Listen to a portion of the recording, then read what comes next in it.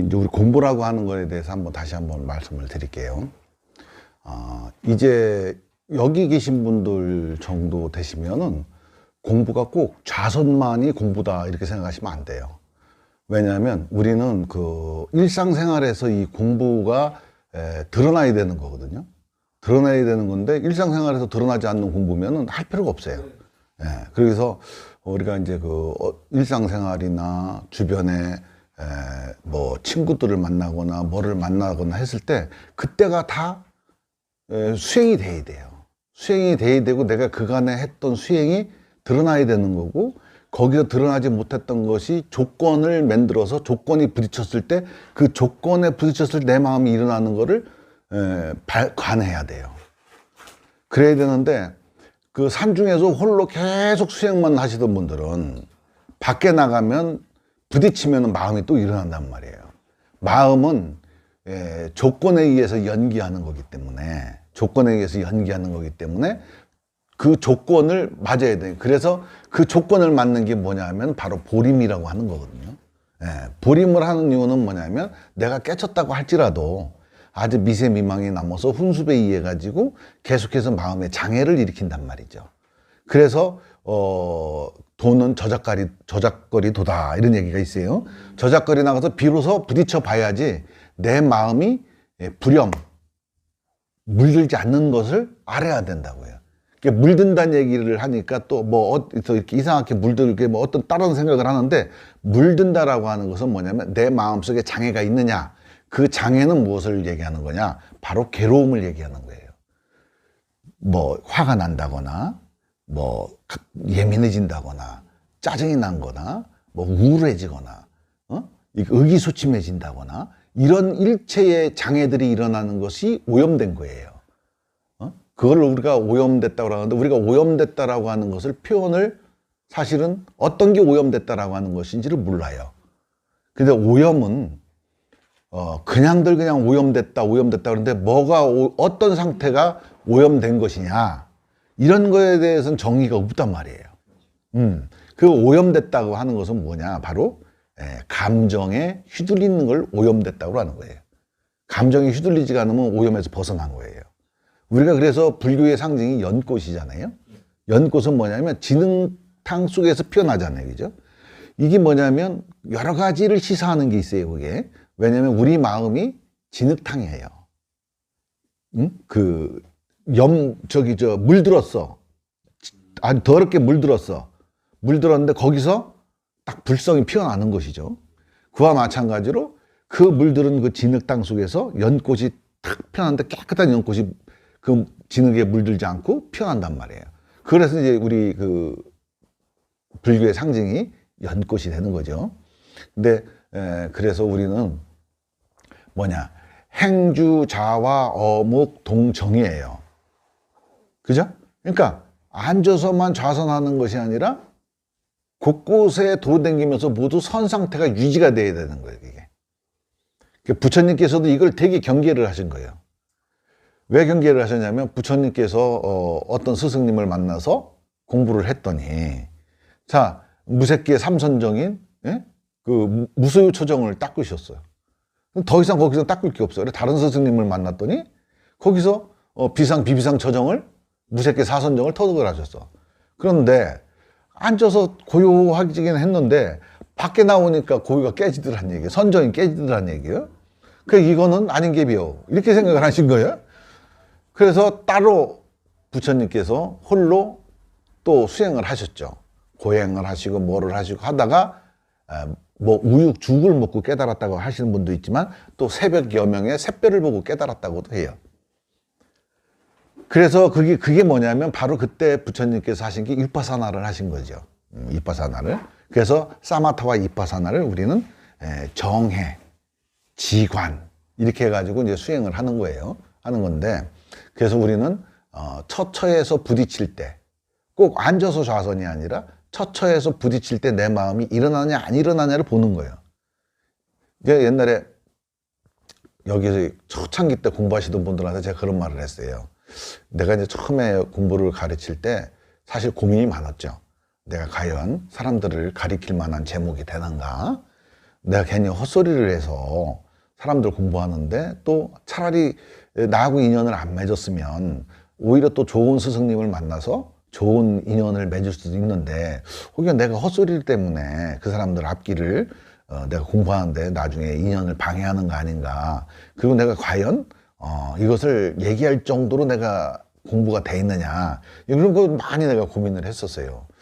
그래도 뭐 목구멍이 포도청이라 했어요. 했는데 그때 당시에 내가 줄곧 써왔던 게 뭐냐, 옛날에 제가 저희 그 스승님하고 이렇게 그 스승님 밑에서 공부를 할 때 스승님이 어느 날 비가 오는 날 다 모이라는 거예요.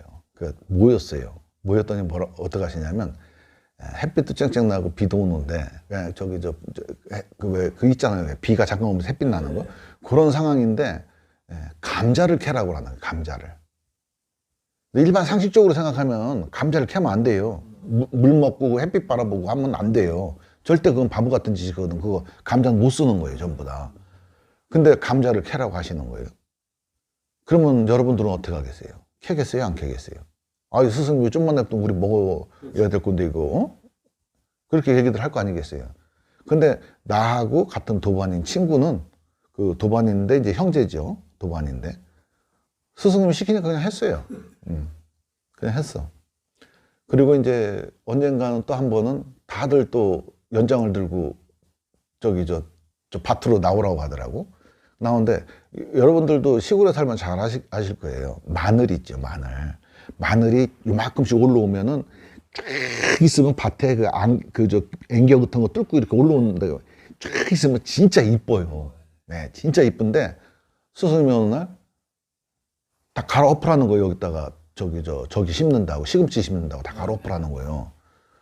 그 이제 같이 갔던 그 선배님들은, 아니 스승님 이거 조금 있으면 꼬갱이도 뽑아갖고 우리는 이제 자급자족으로 하니까 꼬갱이도 뽑아먹고 이렇게 해야 되는데 이걸 어떻게 하십니까? 그런데 나하고 이제 그 도반 그 친구는 갈아엎어 하는 소리에 그냥 바로 그냥 꼬갱이질하기 시작하는 거예요. 삽질하기 시작하는 거, 다 갈아엎는 거예요. 왜 그러냐면 내 생각을 넣지 말란 얘기예요. 내 생각을 넣지 말란 얘기예요. 우리가 덤부사리에 씨가 떨어지든 어디에 씨가 떨어지든 싹 틔우는 건 내 몫이 아니요. 싹 틔우는 건 하늘의 몫이지 내 몫이 아니요. 그렇죠? 벼가 안 자란다고 자꾸 잡아당기면 벼가 제대로 크겠어요? 안 크죠? 그래서 제가 이제 그런 말을 많이 해요. 스승님이 아스팔트를 고랑을 내서 거기다가 씨를 심으라고 하면 그냥 하면 된다고. 싹 나고 안 나고는 우리가 관여할 부분이 아니라는 거지. 그래서 그게 바로 도를 성취하는 데 있어서 가장 근본적인 믿음이에요. 그래야지 그러한 믿음과 그 믿음이 뭐로 바뀌어야 되냐면 정성성자로 바뀌어야 돼요. 그게 왜냐하면 믿음은 토목봉사를 하는 거고요. 마음의 정성성자를 품는 것은 거기에 집을 짓는 거예요. 집을 짓는데 정성이 부족하면 집이 안 젖어요. 가다가 뻐그러져. 그래서 이 만신, 십신, 십주, 십행, 십회양 이렇게 있었지, 그 십신, 만신이 됐을 때 그 다음에 가져야 될 거는 뭐냐, 그 만신이 정성성자를 차고 가야 되는 거예요. 그게 수행자들은 마음의 정성성자를 차고 가야 돼요. 왜 정성성자를 차고 가냐면 이 정성성자가 없으면 중간에 흔들려. 응? 흔들려. 자기 사량 분별이 들어가고 자기 분별이 들어가고 이게 끼어들어.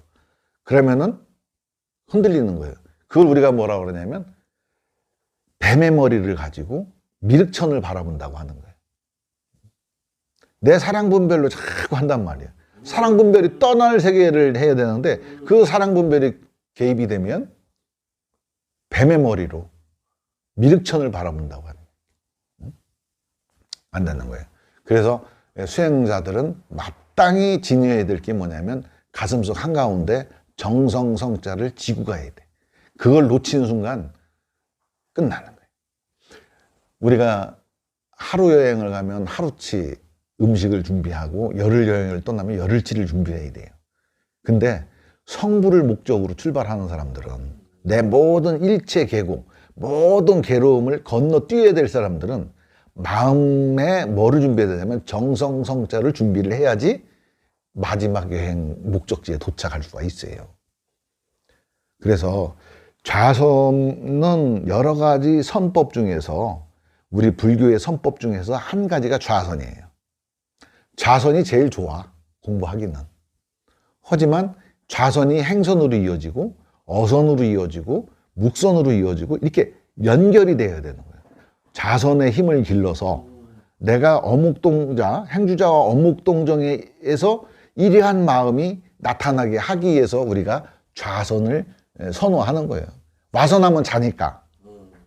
자요, 와선을 하면 사람들이. 혼침이라고 하는 게 오고 수마라고 하는 게 온단 말이에요. 그래서 혼침과 수마를 이길 수 있는 사람들이 드물어. 근데 그걸 이제 우리가 숙면이려라고 하는 건데 이 숙면 상태에서 의식이 다 깨진단 말이야. 오프가 돼버려요. 이제 우리 여기 이제 고수들은 코를 골면서도 이 의식이 깨어져 있지만, 응? 깨어져 있지만 이 저 수준이 안 되는 양반들은 그냥 자빠지면 잔단 말이야. 누우면 자는 거야. 안 되는 거지. 근데 우리가 행주자와 어묵, 동청 8가지예요. 8가지면 우리가 그냥 보통 뭐라고 그래 이거를. 우리 하루 일상이에요. 딱 한 가지만 빠졌어요. 뭐, 왜? 잠이 빠졌어요. 잠을 집어넣으면 9수로 끝나는 거예요. 예, 9이잖아요. 그죠? 그래서 이 잠까지 들어가면 인간이 24시간 이 안에 다 들어간 거예요. 그래서 우리는 잠잘 때도 수행한다 이거예요. 예, 예, 행주자와 어묵동정. 뭐 이렇게 지금 뭐 차 타고 왔다 갔다 하실 때는 공부가 아니다 이렇게 생각하시면 안 되는 거예요.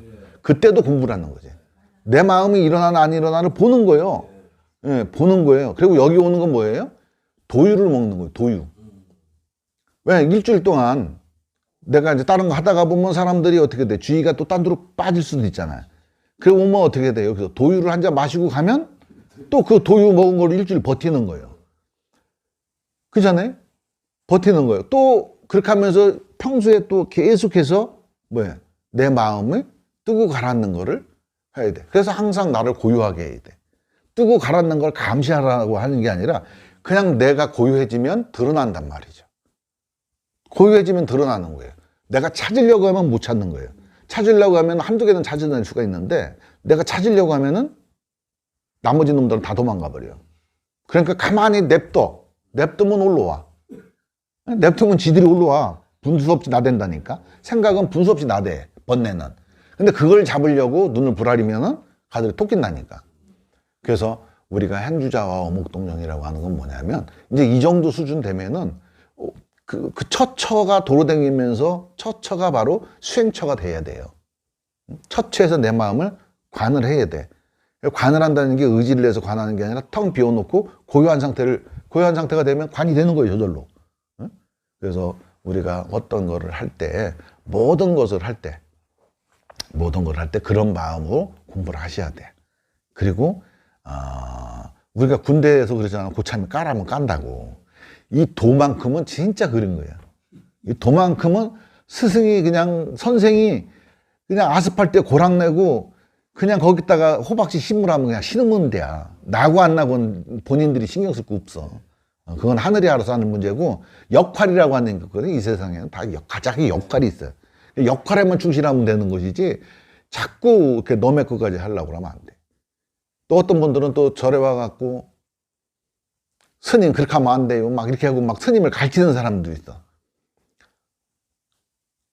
막 가르쳐. 근데 우리는 평준화라는 게 없어 거의. 2절 가면 2절 주지가 하면 주지가 이쪽에 주지가 하면은 그게 맞는 거고 저쪽 주지는 저쪽이 맞는 거고 저 밑에 동네 가면 밑에 동네 주지가 하는 게 맞는 거고 이쪽 동네 가면 이쪽 동네 맞는 거요. 어? 근데 와서 우린 옛날에 그렇게 안 했는데요. 뭐 이렇게 하면서 하시는 보살님들이 계셔.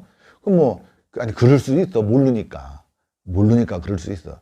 하지만 그냥 그런 거는 누차 얘기했지만 한 법을 우리는 설할 수가 없어요. 그죠? 우리가 예불을 하거나 뭐를 하거나 하는 것들은 전부 다 방편이지.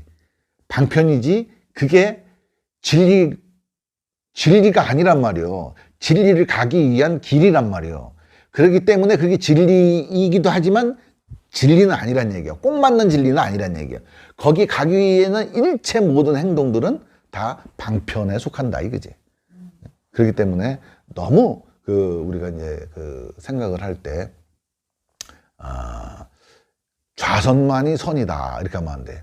왜냐하면 요번 주에는 사실 좌선을 하지 않고 행선을 좀 하려고 그랬었어요. 행선, 포행하면서 선을 하는 거, 또 운전을 하면서 선을 할 수 있는 거, 이런 것들을 또 터득을 또 해야 돼. 이건 또 이제 이거는 또 외적인 건데, 이거 하면 또 의식이 굉장히 확장이 잘 돼요. 주의 확장이 잘 돼. 그리고 이게 인지가 딱 돼버려. 자기도 모르게 계속 수행이 돌아가는 상태가 돼버려.